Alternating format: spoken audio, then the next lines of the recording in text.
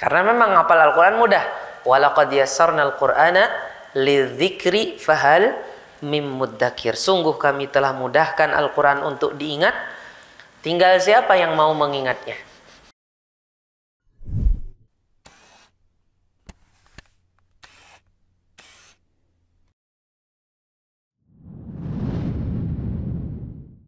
Assalamualaikum warahmatullahi wabarakatuh. Alhamdulillahi rabbil alamin. Wal aqibatu lil muttaqin wa la udwana illa 'alal zalimin. Wassalatu wassalamu ala sayyidil awwalin wal akhirin nabiyina wa syafi'ina Muhammad ibn Abdullah wa ala alihi wa sahbihi ajma'in. Pada malam hari ini kita kembali Allah Subhanahu wa taala mudahkan untuk bermajelis ilmu, untuk sama-sama mempelajari ayat-ayat Allah Subhanahu wa taala, mempelajari agama Islam, di mana ini adalah suatu nikmat yang sangat luar biasa. Kita dimudahkan oleh Allah Subhanahu wa taala untuk bermajelis ilmu di tempat yang mulia ini. Salawat dan salam selalu tercurahkan kepada kekasih kita, junjungan kita, suri tauladan kita, Nabi besar Muhammad sallallahu alaihi wasallam, para sahabat beliau, para tabi'in dan para pengikut mereka sampai hari kiamat. Bapak dan Ibu yang dirahmati Allah, pada malam hari ini insyaallah kita akan membahas tentang wahyu dan nuzulul Quran. Tentang wahyu dan turunnya Al-Quran. Wahyu dan nuzul, ya Bapak. Wahyu dan nuzul. Ini dua hal yang nanti akan sangat berkaitan. Ketika kita membahas tentang wahyu, pasti nanti akan membahas tentang nuzul.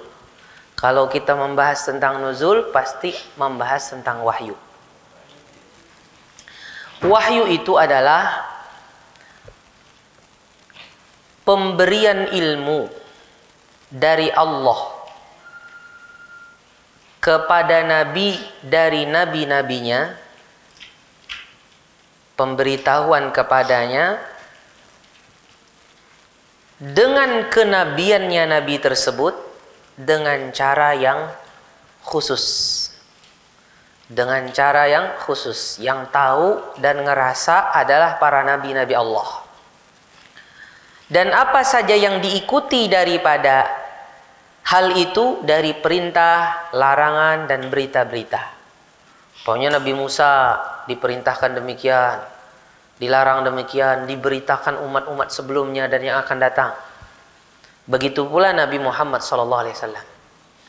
Inilah definisi wahyu, yaitu pemberitahuan dari Allah kepada seorang nabi dari nabi-nabinya tentang kenabiannya dengan cara yang khusus dan apa yang disertai dari perintah, larangan, dan berita. Tadi disebutkan dengan cara yang khusus. Caranya ini berbeda dengan yang lain-lain. Kemarin sudah kita singgung bagaimana beberapa contohnya mungkin. Dan Nabi Muhammad SAW memberitakan. Kita bisa lihat halaman keempat. Kalau bukunya ini tidak ada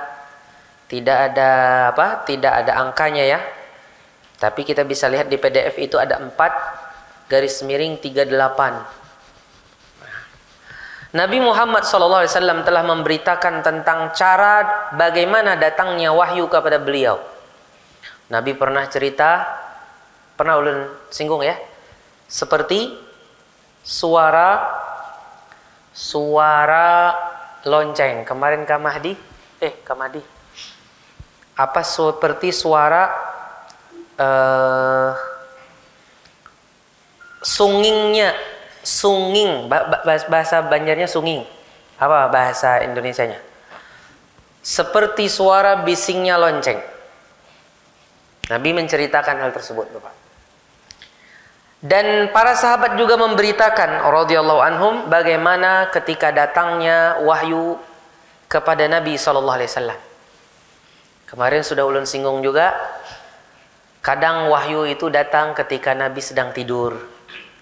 Kadang ketika duduk-duduk bersama para sahabat, tiba-tiba datang wahyu dan beliau terdiam seketika. Dan ketika itu beliau seperti orang yang tertidur atau seperti orang yang pingsan. Kemudian tiba-tiba setelah itu beliau tersenyum dan membuka mata. Para sahabat bertanya, "Ada apa wahai Rasulullah?" Kata beliau, "Baru saja turun kepadaku, inna a'tainakal kautsar fashalli li rabbika wanhar inna syani'aka huwal abtar." Ada juga yang diceritakan bagaimana Nabi itu ketika turun wahyu ditutupi dengan selimut. Jadi ketika turun wahyu bersama sahabat langsung ditutup.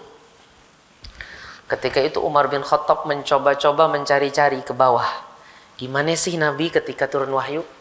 Dan Umar melihat pada diri Nabi apa yang tidak sewajarnya dilihat pada manusia. Tidak sewajarnya dilihat pada manusia. Seperti ada benjolan-benjolan yang terdapat pada diri beliau sallallahu alaihi wasallam. Mungkin juga kita pernah mendengar ketika Nabi turun wahyu, beliau sedang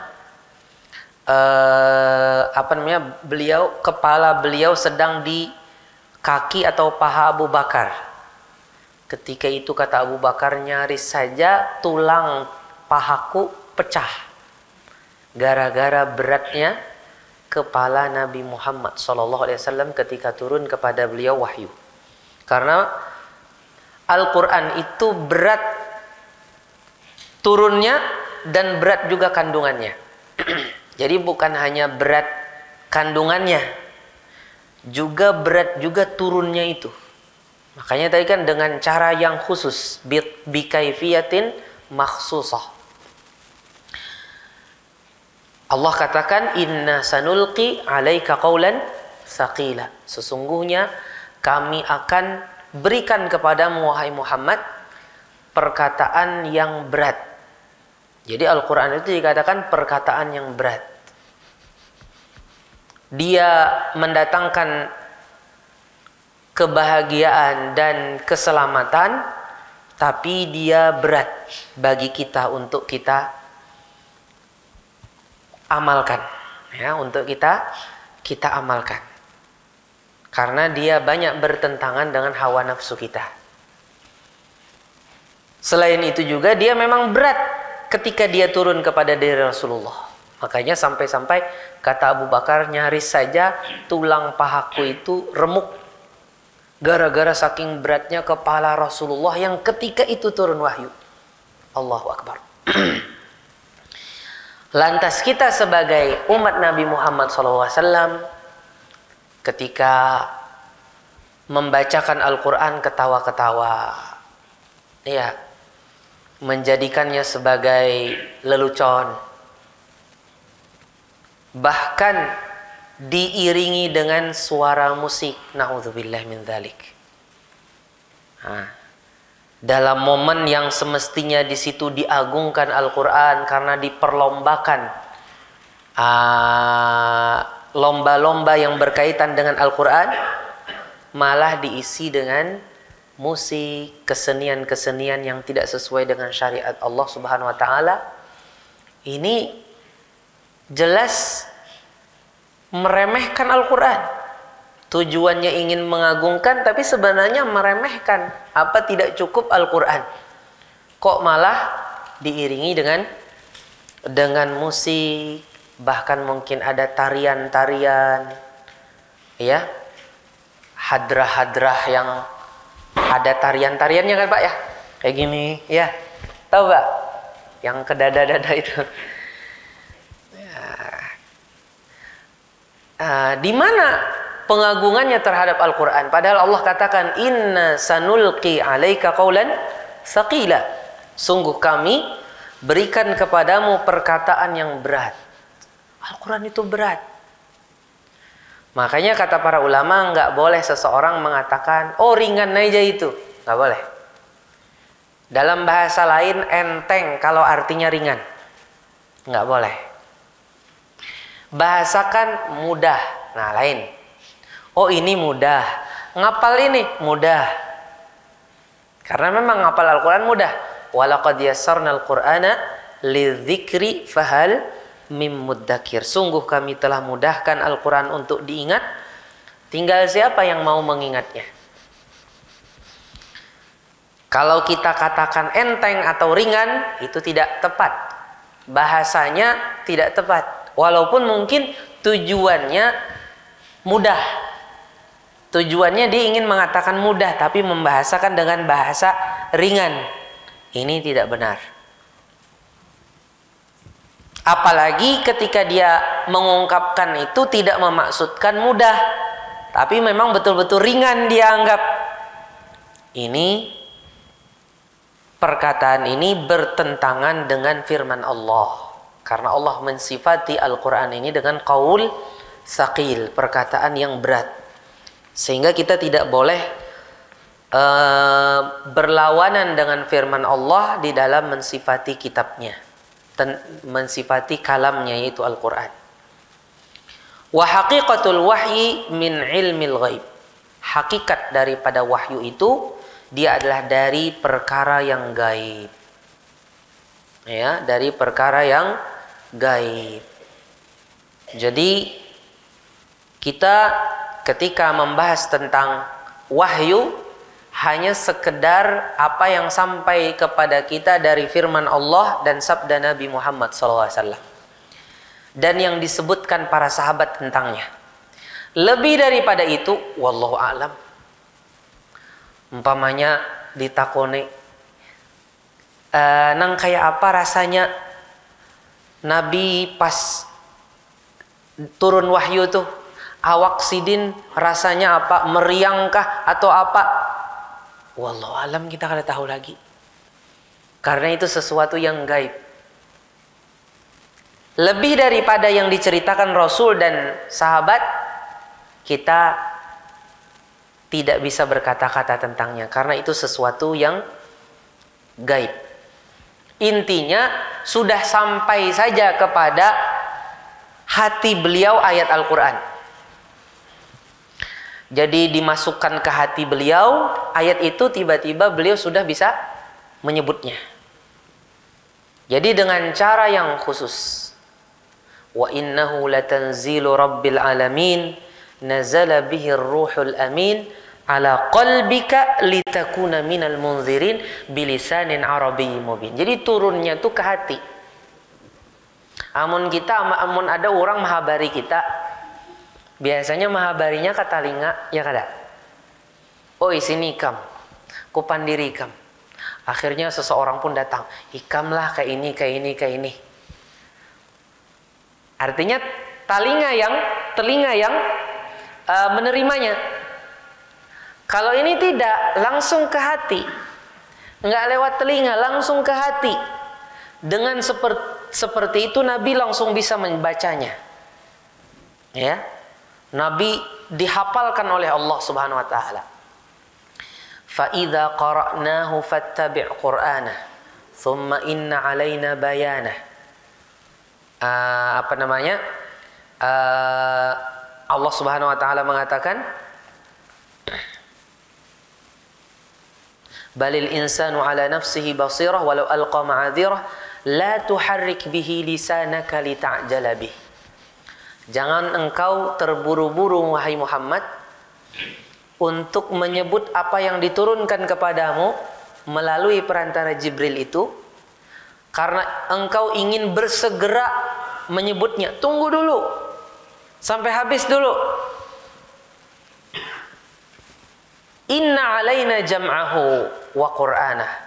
Kami menjamin kamu bakal kami hafalkan itu, dan kami menjamin kami membacakannya kepadamu.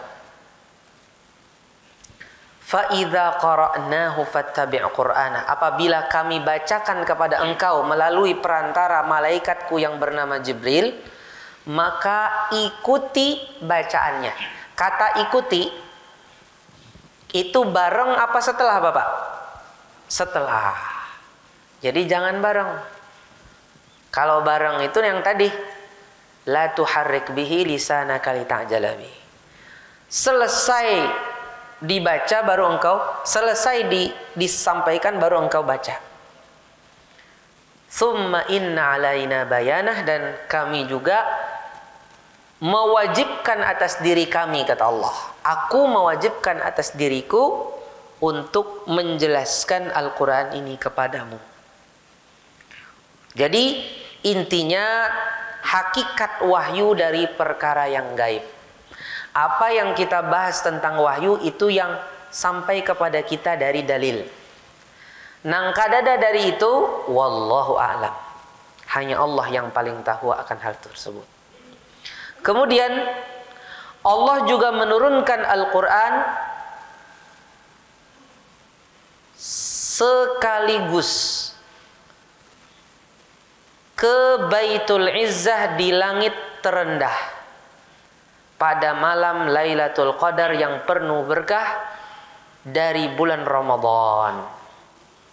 Jadi Allah turunkan Al-Quran semuanya sabarataan, kada kurang-kurang lagi, sabarataan diturunkan ke Baitul Izzah. Baitul Izzah itu letaknya di langit terendah, langit ke-1, langitnya bumi ini, langit yang terendah. Itu turun sekaligus. Di mana tempatnya? Baitul Izzah. Baitul Izzah itu nang kayak apa, Ustaz? Perkara gaib juga. Kita kada tahu nang kayak apa Baitul Izzah itu. Yang penting di langit dunia. Kata Baitul Izzah ini terdapat pada Athar Ibnu Abbas radhiyallahu an. Tapi sebagian kalangan muhaqqiqin dari ahli hadis mendhaifkan lafaz Baitul Izzah ini. Tapi sepakat semua tentang lafaz setelahnya, yaitu ke langit dunia, ke langit terendah. Ke langit terendah itu sepakat, yaitu ke langit 1. Untuk kata Baitul Izzahnya itu dikhilafkan kesohihan kata tersebut kepada nisbatnya kepada Ibnu Abbas. Sebagian ada yang mendhaifkannya. Terlepas dari khilaf tersebut, intinya turun ke langit 1. Itu kada ada khilaf, turun ke langit 1 ya, secara keseluruhan. Turun ke langit 1 secara keseluruhan itu tidak ada khilaf. Nang ada khilaf itu Baitul Izzahnya itu dasar wujud adakah atau kada? Sebagian ulama ada mengatakan bujur itu turun ke Baitul Izzah, tapi nang kayak apa Baitul Izzah wallahu alam. Ada yang mengatakan lafaz itu dhaif. Tersisa langit paling bawah, langit pertama, sama aja sebenarnya hakikatnya. Jadi khilafnya itu tidak begitu. Khilafnya ini bukan khilaf yang tajam, ya. Khilaf pada perkara yang tidak penting.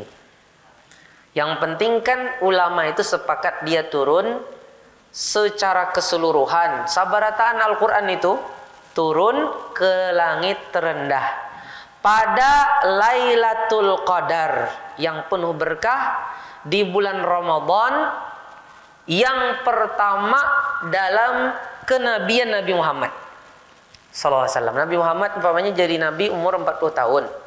Ya kan Bapak Ibu? Nah, pas umur 40 tahun Sidin berada di Gua Hira. Di waktu itulah turun Al-Quran secara keseluruhan ke langit terendah, ke langit 1. Sebagaimana ini terdapat pada riwayat Ibnu Abbas, terdapat pada riwayat yang disebutkan oleh Ibnu Abbas radhiyallahu an. Dan ini menunjukkan akan keagungan umat ini dan kitabnya umat ini. Kenapa dikatakan ini sebagai pengagungan? Karena umat ini, Pak, berbeda dengan umat-umat sebelumnya. Umat-umat sebelumnya itu kitabnya nang sabarataan turun itu turunnya tidak ke langit dunia, turunnya ke bumi langsung.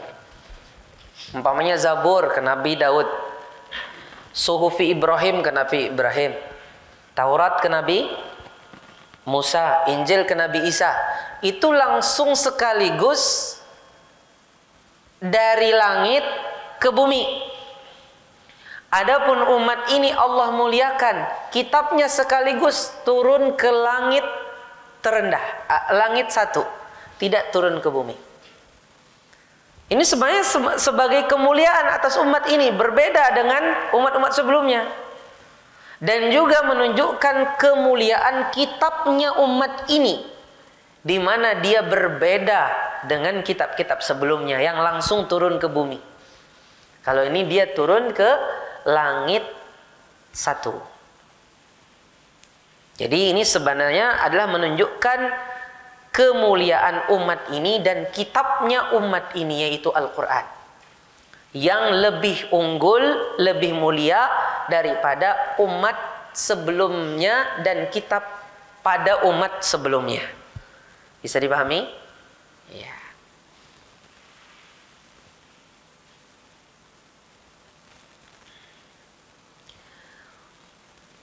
Kemudian itu baru Al-Quran yang turun ke langit terendah, Pak. Nah, kayak apa Al-Quran yang sampai ke kita sekarang? Ceritanya, mulailah turun Al-Quran dari Allah ke Nabi Muhammad SAW pada malam itu juga. Malam yang turun ke langit terendah tadi, pada malam itu juga mulailah turun kepada Nabi Muhammad SAW sebagian dari Al-Quran itu. Turunnya langsung dari Allah, bukan dari Baitul Izzah atau langit terendah, bukan. Itu lain lagi ceritanya. Yang turun ke langit terendah itu bukan yang turun berangsur-angsur kepada Nabi Muhammad. Yang turun berangsur-angsur kepada Nabi Muhammad itu yang dari Jibril mendengar dari Allah langsung dibawa kepada Nabi Muhammad sallallahu alaihi wasallam. Pada malam turunnya Al-Quran secara keseluruhan ke langit terendah, itu juga awal turunnya Al-Quran secara berangsur-angsur. Berangsur-angsur pada kehidupan Nabi Muhammad SAW sesuai dengan kejadian-kejadian dan sikon-sikon yang terjadi pada kehidupan beliau sallallahu alaihi wasallam. Jadi turun berangsur-angsur selama 23 tahun. Ya, 13 tahun di Mekah, 10 tahun di Madinah. Turun berangsur-angsur ini kenapa tidak langsung sekaligus? Kayak Nabi Musa kan turun sekaligus Taurat. Ini sudah ulun bahas belum kemarin, belum ya? Belum kan? Kepada Nabi Musa kan langsung turun sekaligus. Kepada Nabi Isa langsung turun sekaligus. Kenapa kepada Nabi Muhammad ini tidak turun sekaligus, tapi dia berangsur-angsur? Ada kejadian ini, turun ayat ini. Ada orang bertanya tentang minum khamar dan judi, turun ayat. Nah, jawabannya. Ada orang yang bertanya tentang hilal, turun ayat tentang hilal. Kemudian ada suatu kejadian beliau umpamanya dituduh istri beliau Aisyah dituduh dengan tuduhan yang keji. Beliau turunlah ayat yang melepas dirikan ibunda kita Aisyah radhiyallahu anha dari tuduhan keji tersebut. Turun ini selama 23 tahun, tidak sekaligus. Tujuannya apa? Sebagai pengkokohan terhadap hati Nabi Muhammad SAW, supaya hati beliau itu semakin kuat, semakin semakin kokoh ya daripada apabila itu diturunkan sekaligus. Kata Allah di dalam Al-Qur'an, "Kadzalika linutsabbita bihi fuadak." Demikianlah kami turunkan berangsur-angsur, tujuannya agar kami bisa mengokohkan hatimu. Dengan pelan-pelan itu lebih kokoh lagi. Ini selama 23 tahun. Ini juga sebagai juga mengikuti sikon-sikon yang situasi dan kondisi yang dialami oleh Nabi Muhammad SAW, dan juga ini sebagai bentuk bertahapnya diturunkannya syariat.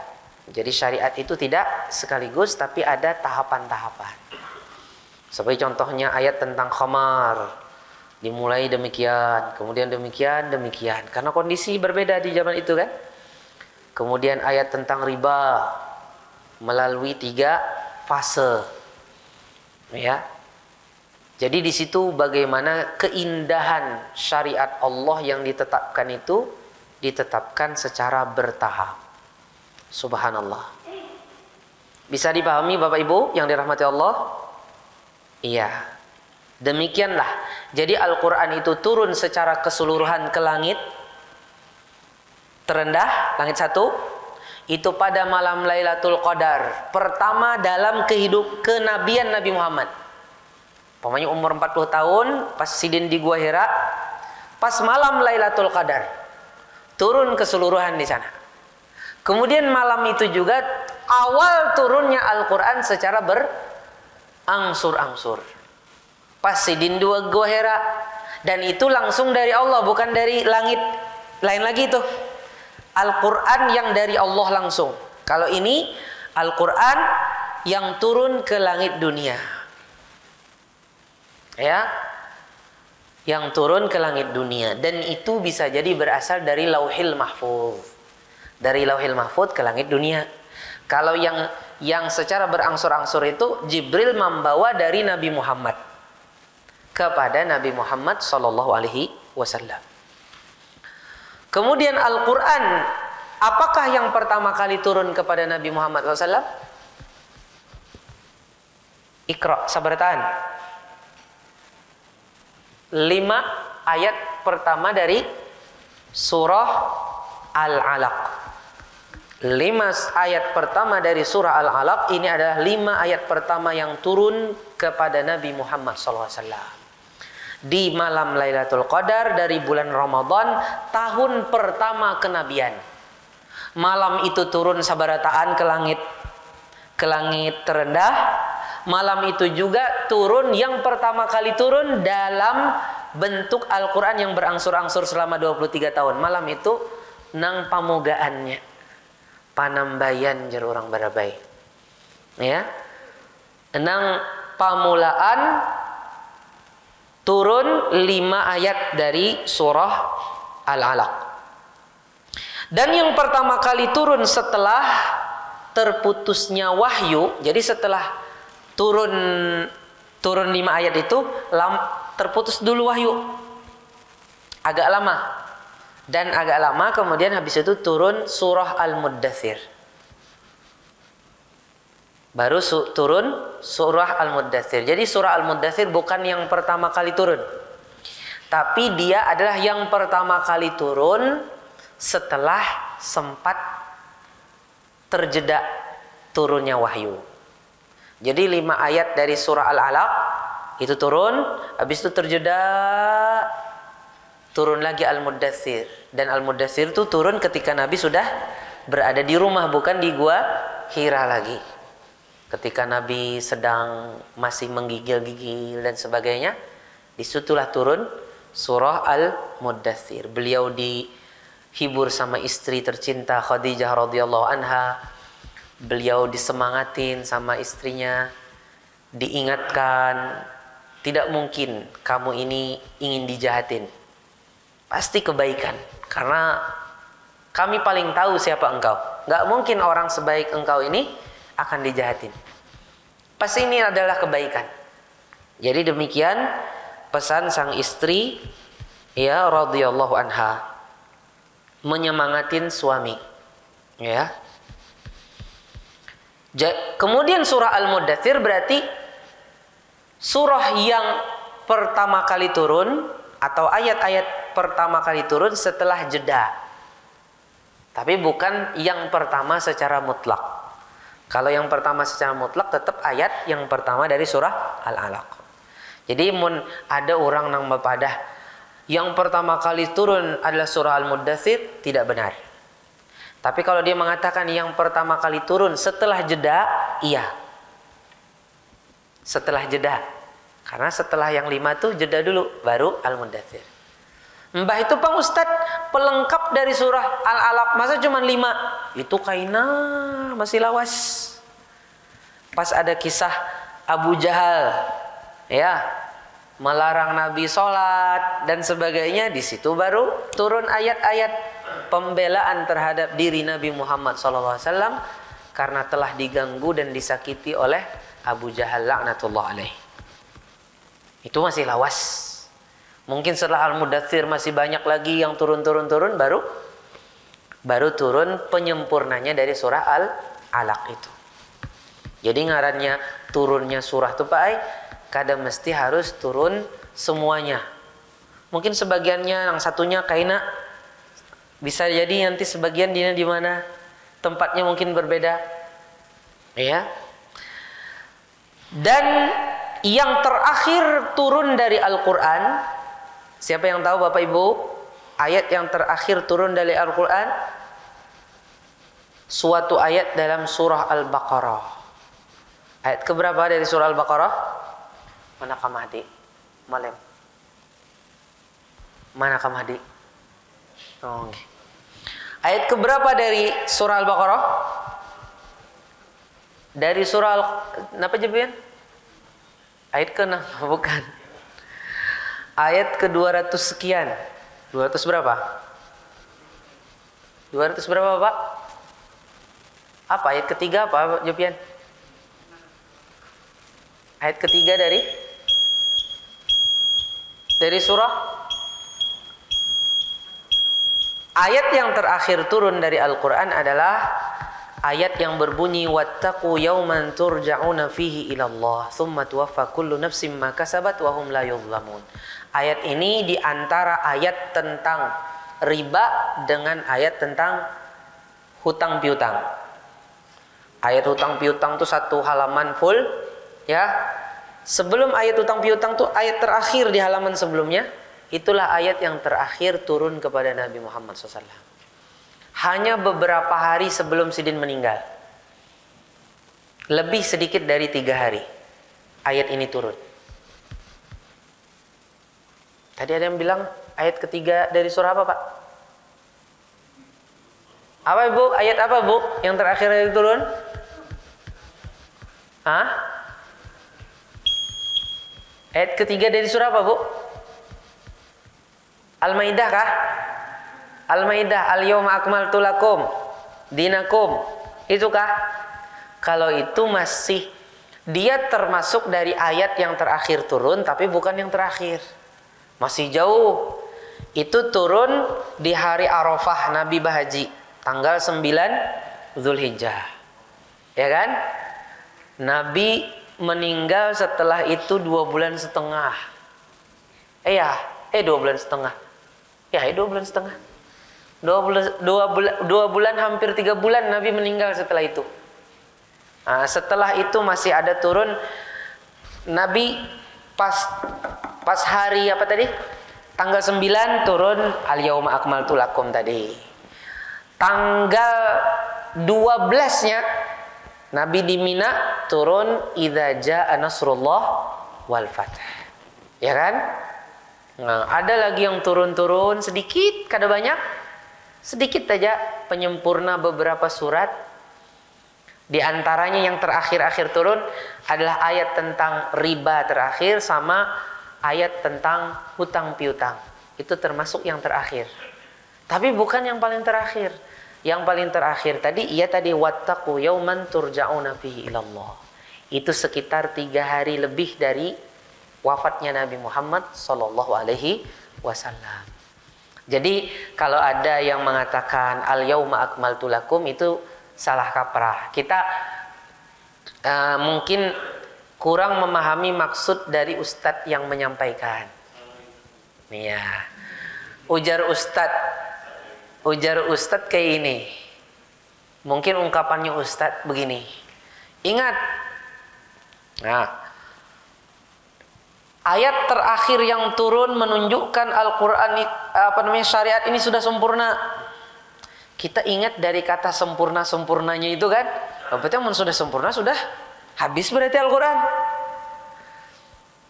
Sehingga kita bawalah pemahaman yang terakhir itu yang paling terakhir. Padahal dia termasuk yang terakhir, bukan yang paling terakhir. Itu sudah sempurna syariat. Loh, kenapa masih ada turun pulang nang imbah-imbah itu, Ustaz? Yang turun imbah itu hanya sekedar penjelasan dari yang sudah sempurna ini. Jadi umpamanya tentang masalah utang piutang kan turun setelah itu. Tapi kan sudah ada turun ayat-ayat tentang menjaga amanah, ya kan? Ayat tentang menjaga amanah, pentingnya kejujuran, ya kan? Pentingnya ada persaksian dan sebagainya. Itu sudah ada ayat-ayat seperti itu. Jadi ini hanya sekedar penjelas saja. Jadi sempurna sebenarnya sudah. Al-yauma akmaltu lakum dinakum, hari ini sudah aku sempurnakan. Yang sisa-sisa itu dia hanya sebagai penjelas saja atas yang sudah sempurna ini. Ya. Jadi bukan berarti ayat itu adalah ayat yang terakhir. Ya. Jadi sebenarnya tidak salah juga ketika Ustadz kita menyampaikan, cuman kadang-kadang kita terbawa mungkin pemahaman dari kata sudah sempurna. Berarti ini penghabisannya, ya kan? Kaum muslimin yang berbahagia, Bapak dan Ibu, a'azzani Allah wa iyyakum. Lanjut mulai. Mari masih kita bersama kitab yang kita sedang bahas.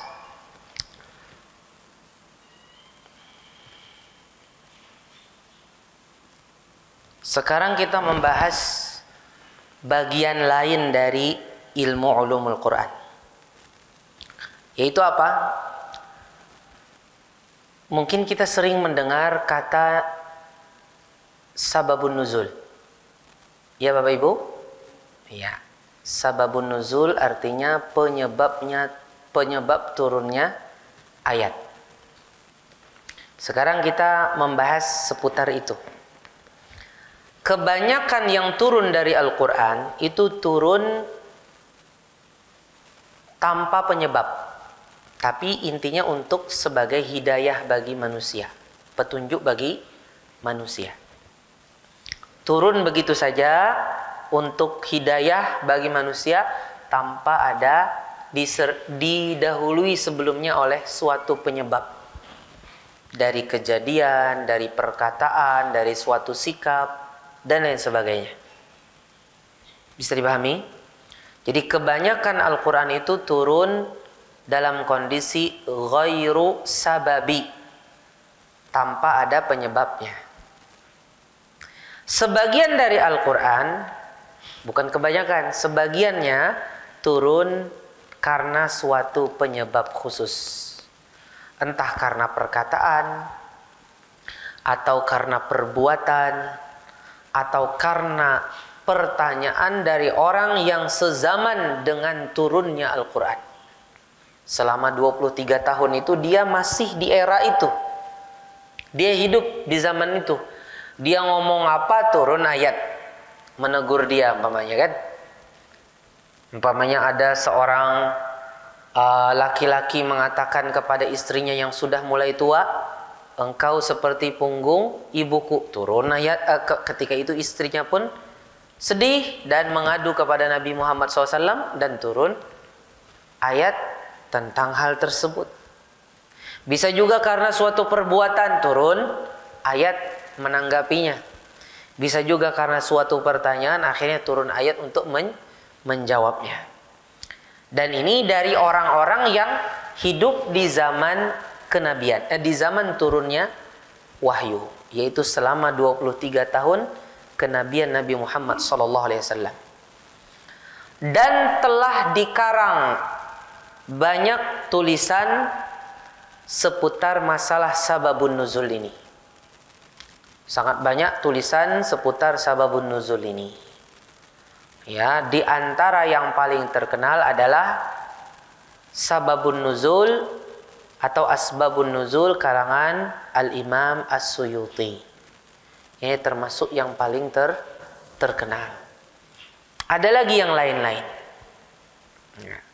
Begitu pula ada karangan orang-orang mu'asirin, orang-orang di zaman sekarang. Ada yang dikerjakan oleh satu orang, ada yang dia berupa suatu karya ilmiah untuk mendapatkan gelar akademik.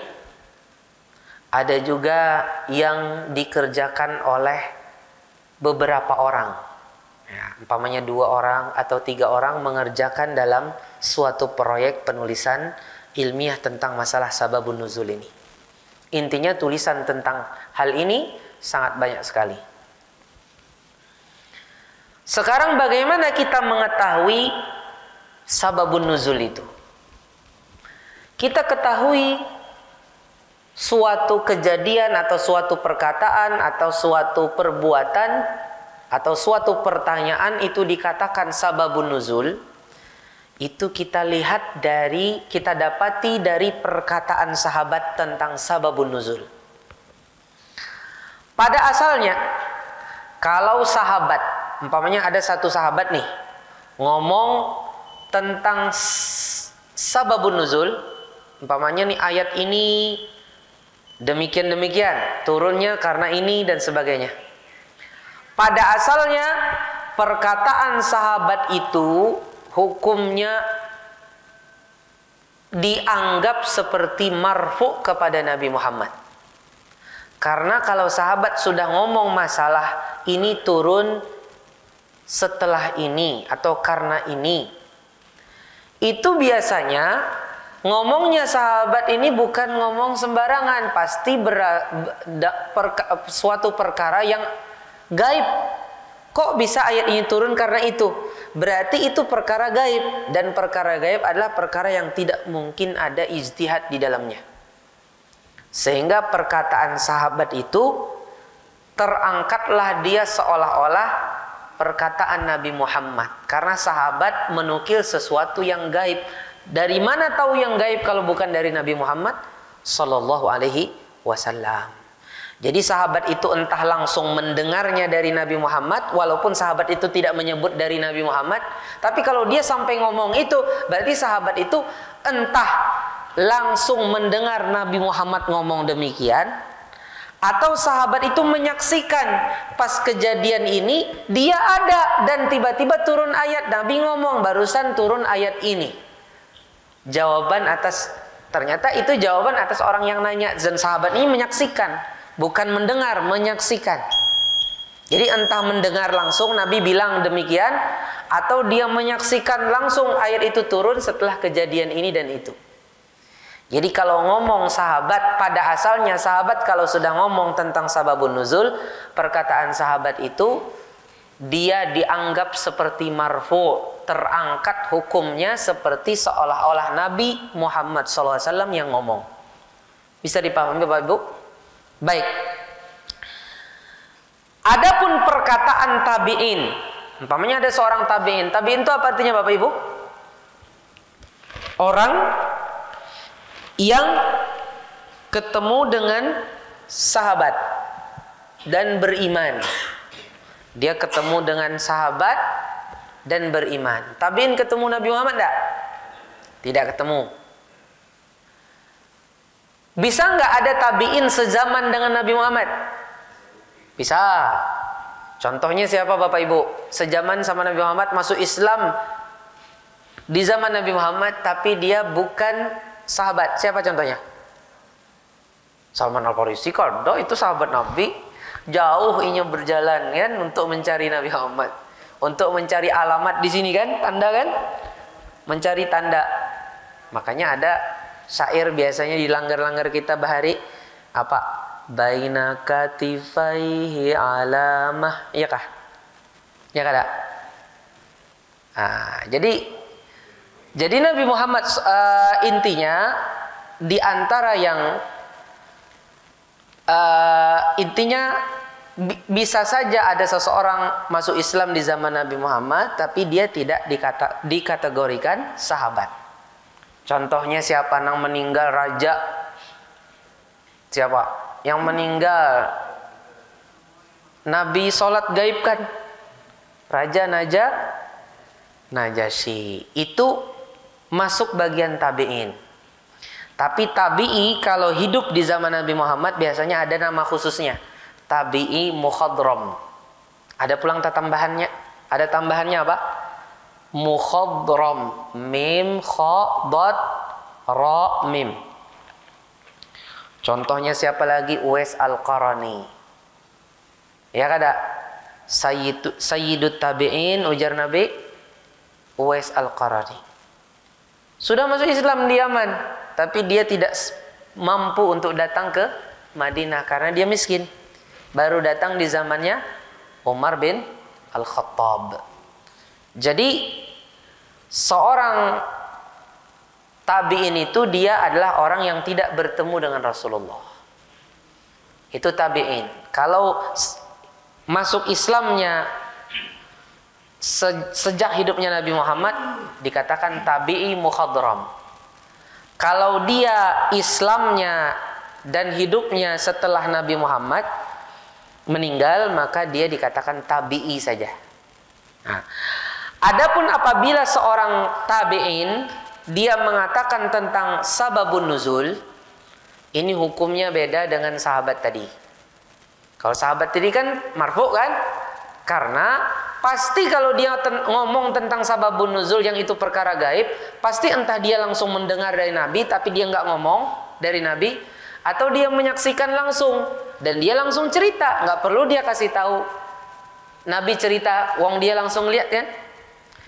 Kalau tabi'in mengatakan tentang sababun nuzul, ini hukumnya mursal. Mursal itu apa Bapak Ibu? Dia terputus sampai tabi'i itu aja. Jadi tidak sampai kepada Rasulullah. Jadi hukumnya masuk dhaif. Kalau tabi'in mengatakan tentang sababun nuzul, ini ayat ini turun karena ini, turun karena ini, nah itu hukumnya mursal, tidak marfu'. Limbah itu pulang, bagaimana kita mengetahui penukilan dari sahabat tentang sababun nuzul? Apa lafadznya sahabat kalau sahabat itu mengatakan ini sababun nuzul?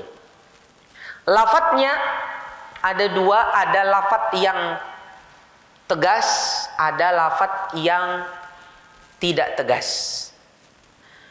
Yang tegas itu seperti contohnya sahabat ini menyebut suatu kisah. Setelah menyebut suatu kisah, fanazalat, maka akhirnya turunlah ayat demikian-demikian. Jadi kata sahabat fanazalat atau faunzilat atau faanzalallah, Allah pun menurunkan. Tiga kata ini adalah tiga kata yang tegas, gamblang, menunjukkan bahwasanya kisah itu memang betul-betul sababun nuzul untuk ayat ini. Selama riwayat ke sahabat ini betul ya. Maksudnya dari perawi meriwayatkan sampai ke sahabat ini, itu pasti betul itu sababun nuzulnya. Karena tabi'in ini mengatakan secara kata yang tegas, fanazalat atau faanzalat atau faunzilat atau faanzalallah. Ini kata yang jelas. Yang diceritakan sebelum disebut ayat itu adalah sebab nuzulnya. Di sana ada juga lafadz yang tidak tegas, sehingga masih jadi bahan pembahasan. Apakah itu sababun nuzul apa tidak? Kalau seandainya hanya begitu saja, belum cukup dikatakan itu sababun nuzul. Contohnya, tabi'in bepadah kayak gini. Nazalat hadhil ayah fi kadza kadza. Jadi badahulu bepadah turun ayat ini pada kisah ini dan itu. Jadi kisahnya nang tadi. Paham ya? Badahulu bepadah ayat ini turun karena kisah ini dan ini. Atau pada kisah ini dan ini. Ayat ini turun pada kisah ini dan ini. Nah, kalau itu tidak sharih, tidak tegas. Dan itu perlu dicari lagi apakah ada penguatnya. Kalau ada penguatnya maka itu tidak kuat dikatakan sababun nuzul. Tapi kalau nang badahulu kisahnya dulu, kemudian turun, habis itu sahabat mengatakan maka akhirnya turun, atau maka akhirnya diturunkan ayat ini, atau maka akhirnya Allah menurunkan ayat ini. Nah itu tegas itu. Kalau nang bapadahnya turun ayat ini pada ini dan itu, bisa jadi sahabat ini tidak memaksudkan sababun nuzul, tapi sahabat ini memaksudkan apa? Ayat ini turun di antara yang dikandung oleh ayat ini adalah kisah ini. Nah, itu bukan sababun nuzul. Umpamanya ada ayat bercerita umpamanya tentang kemunafikan. Ayat tentang kemunafikan. Ujar sahabat ini, ayat ini turun pada ini dan ini. Maksudnya apa? Ayat ini turun dan dia mengandung kisah ini.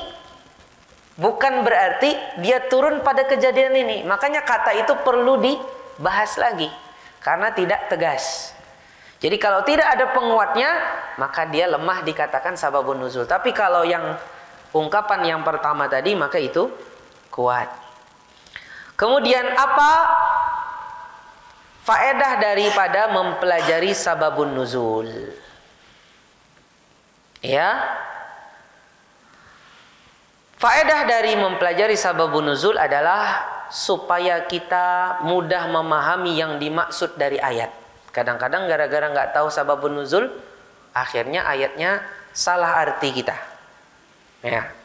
Dan juga untuk mengetahui hikmah dari syariat Allah, kenapa sampai disyariatkan nangka ini, yang seperti ini dan seperti itu, kita bisa tahu juga dari sababun nuzul. Begitu juga mengetahui sababun nuzul adalah dengannya kita bisa mengetahui bagaimana Allah Subhanahu wa taala jadikan hikmah di balik Nabi menghadapi berbagai kejadian-kejadian dalam hidup beliau.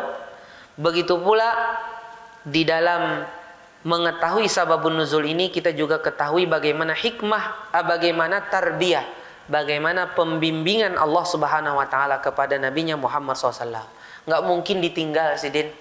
Kejadian apa ditolong Allah turun ayat ini untuk membimbing Nabi Muhammad SAW. Tidak mungkin Allah Allah Subhanahu wa taala sia-siakan nabi kita. Ya kan?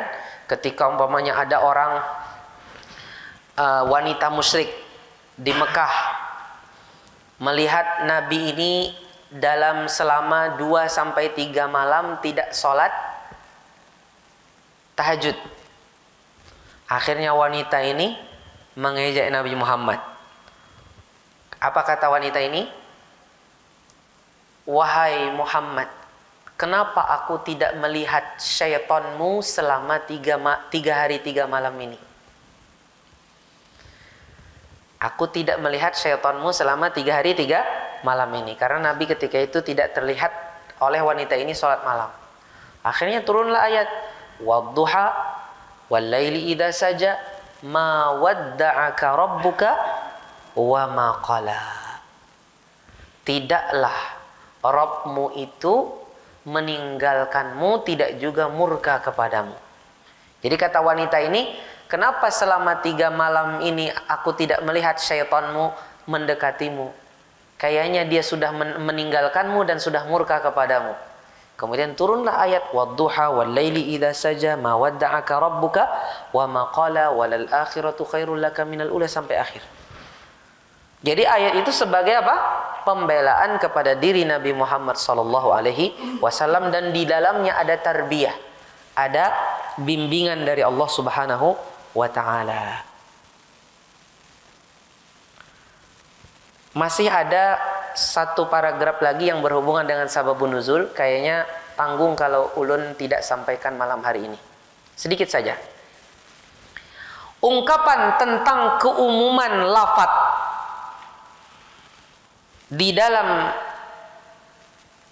ayat itulah yang menjadi patokan, bukan kekhususan sebabun nuzul. Umpamanya ayat ini turun karena kejadian ini dan itu, akhirnya kita bawa ayat ini hanya berlaku pada itu. Enggak, selama ayatnya umum tidak boleh, maka kita pengamalannya tetap terhadap keumuman arti ayat. Umpamanya, pian tahu surah At-Tahrim Bapak Ibu? Mungkin pernah membaca, Allah katakan, ya ayyuhan nabi lima tuharrimu ma ahallallahu lak tabtaghi mardata azwajik wallahu ghafurur rahim.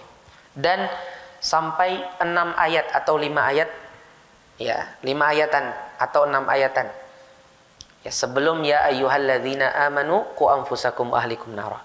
Ayat-ayat ini sekitar 5 atau 6 ayat ini turun disebabkan karena kecemburuan dua dari istri Nabi Muhammad kepada salah seorang istri Nabi Muhammad yang ngasih madu kepada Nabi Muhammad, menyediakan madu di rumah. Itu salah satu kisahnya ya. Kemudian akhirnya Nabi karena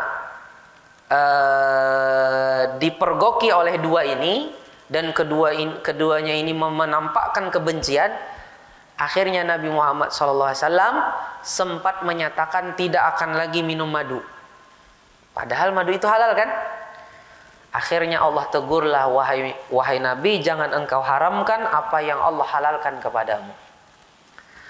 Apakah ayat ini akhirnya, penyebabnya kan karena kejadian Nabi dengan beberapa istrinya itu. 2 yang bersekongkol, 1 yang dicemburuin. Kalau begitu itu berlaku karena kisah itu saja. Kita kada papa mengharamkan yang dihalalkan Allah. Apakah begitu artinya? Kada. Semuanya karena ini umum. Ada lagi banyak, afwan, mungkin bukan itu ayatnya. Ada banyak ayat-ayat yang lain ya yang lebih umum. Selama lafaz itu umum, maka tidak boleh pada asalnya kita bawa kepada lafaz arti yang umum, tidak kepada individu atau pribadi. Sebabun nuzul tetap itu historinya, dia histori atau sejarahnya dari turun ayat tersebut, tapi hukum ayat itu tetap berlaku kepada seluruh umat Islam, kan demikian. Wa suratus sabab awwalu ma yadkhul fi umumihi wa idza ihtamalatil ayatu ma la yunaqidu sabab jaza tafsiru bihi wa tubira sababu mithalan lil makna.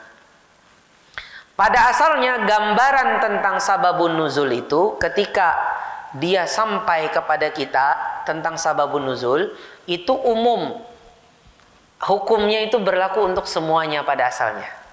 Ya. Apabila ayat itu tidak bertentangan, ya, selama tidak bertentangan dengan sababun nuzul itu, maka bolehlah ditafsirkan ayat itu dengan sababun nuzul itu. Artinya sababun nuzul itu salah satu yang masuk di dalam ayat itu. Tapi bukan berarti kisah-kisah yang lain yang kemudian mungkin setelah 1400 tahun ada lagi kisah enggak masuk pada ayat itu, enggak juga. Artinya ayat ini juga dihukumi oleh ayat ini. Bisa dipahami Bapak Ibu? Jadi ayat ini juga kasus ini yang dilakukan terjadi pada siang hari tadi, umpamanya kita dapati ayat ini juga hukum atas ayat ini, kasus ini juga hukum atasnya ayat ini juga, walaupun dia punya salah satu contohnya, yaitu sababun nuzulnya itu sendiri, itu salah satu contohnya.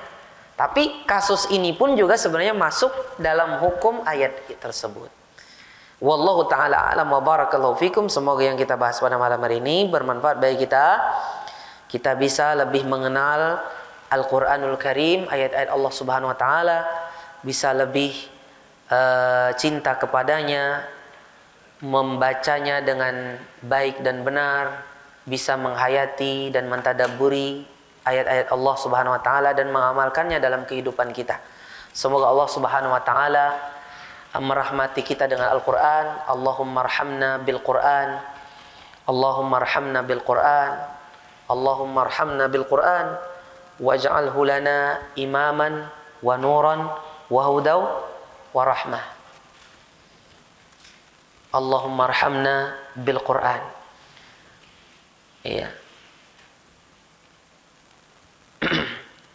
Demikian yang mungkin kita bisa bahas pada malam hari ini.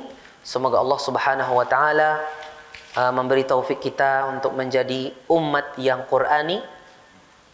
Barakallahu fikum. Salah dan khilaf mohon dimaafkan, dan itu berasal dari pribadi saya sendiri. Mari kita tutup kajian pada malam hari ini. Ada pertanyaan sebelum saya tutup? Tidak ada ya? Tidak ada. Kita tutup saja dengan doa kafaratul majlis. Subhanakallahumma wa bihamdik, asyhadu an la ilaha illa ant, astaghfiruka wa atubu ilaik. Terima kasih. Jazakumullah khairan wa barakallahu fikum. Video ini dibuat atas partisipasi dari donasi Anda. Semoga menjadi amal jariah bagi Anda semuanya.